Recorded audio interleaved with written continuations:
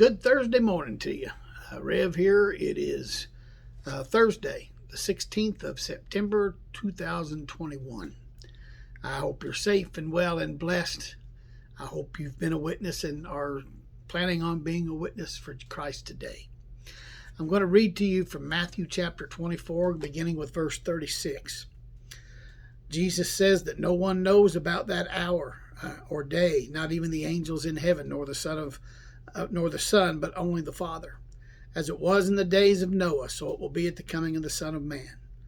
For in the days before the flood, people were eating and drinking and marrying and giving in marriage up to the day Noah entered the ark. And they knew nothing about what would happen until the flood came and took them all away. That's how it will be at the coming of the Son of Man. 2 men will be in the field, one will be taken and the other left. 2 women will be grinding with a handmill, one will be taken and the other one left. Therefore keep watch, because you do not know on what day your Lord will come. But understand this, if the owner of the house had known what time of night the thief was coming, he would have kept watch and would not have let his house be broken into. So you must also be ready, because the Son of Man will come in an hour when you do not expect him. May God add his blessing to the reading and hearing of his word.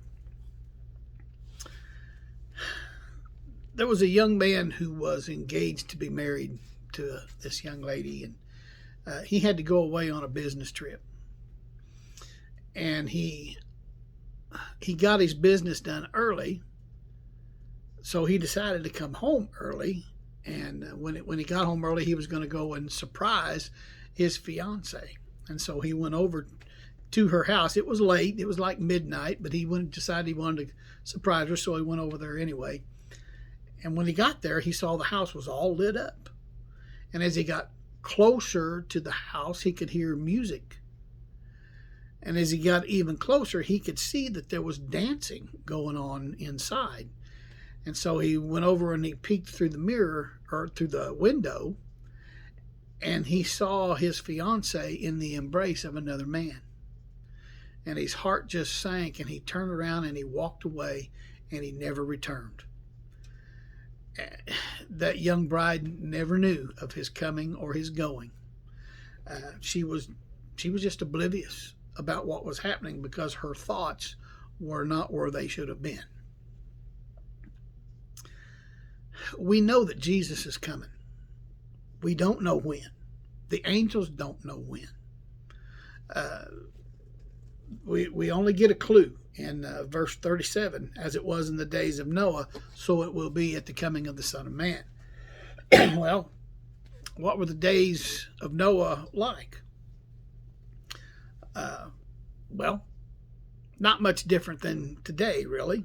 But Genesis 6 tells us that the Lord saw how great man's wickedness on earth had become, and that every inclination of the thoughts of his heart was only evil all the time. Now the earth was corrupt in God's sight and was full of violence. You know, when you start looking around, and it's not much different today. Of the 316 million or so that lives in the U.S. and Canada, 224 million do not claim to have any kind of relationship with Jesus. Think about that.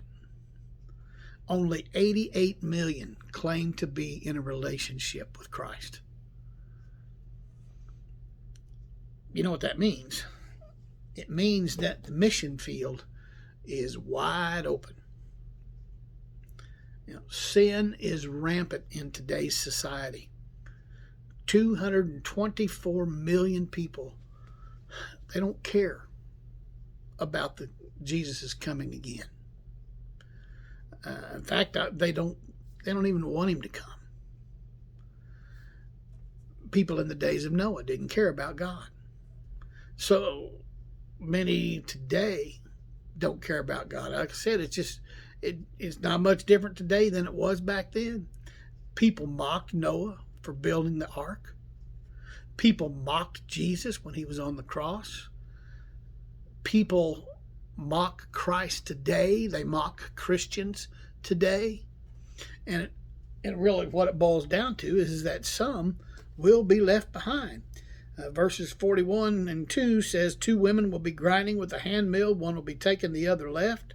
Therefore keep watch, because you do not know what day or what hour our Lord will come. What a horrifyingly sad day it's going to be for so many people. My friends, Jesus is coming.